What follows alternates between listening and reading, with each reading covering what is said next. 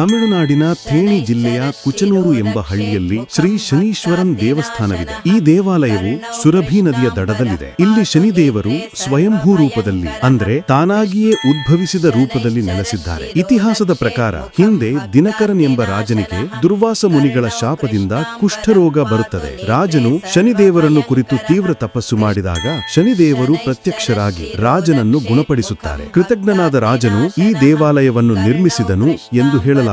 ಈ ದೇವಾಲಯದ ವೈಶಿಷ್ಟ್ಯವೆಂದರೆ ಇದು ಶನಿದೇವರಿಗೆಂದೇ ಇರುವ ಭಾರತದ ಕೆಲವು ದೇವಾಲಯಗಳಲ್ಲಿ ಒಂದು. ಇಲ್ಲಿ ಶನಿದೇವರು ಉಗ್ರ ರೂಪದಲ್ಲಿರದೆ ಶಾಂತ ಹಾಗೂ ಅನುಗ್ರಹಿಸುವ ರೂಪದಲ್ಲಿ ಕಾಣಿಸಿಕೊಳ್ಳುತ್ತಾರೆ. ಶನಿ ದೋಷದಿಂದ ಬಳಲುತ್ತಿರುವವರು ಇಲ್ಲಿ ಪೂಜೆ ಸಲ್ಲಿಸಿದರೆ ಅವರ ಕಷ್ಟಗಳು ನಿವಾರಣೆಯಾಗುತ್ತವೆ ಎಂಬುದು ಭಕ್ತರ ದೃಢ ನಂಬಿಕೆ.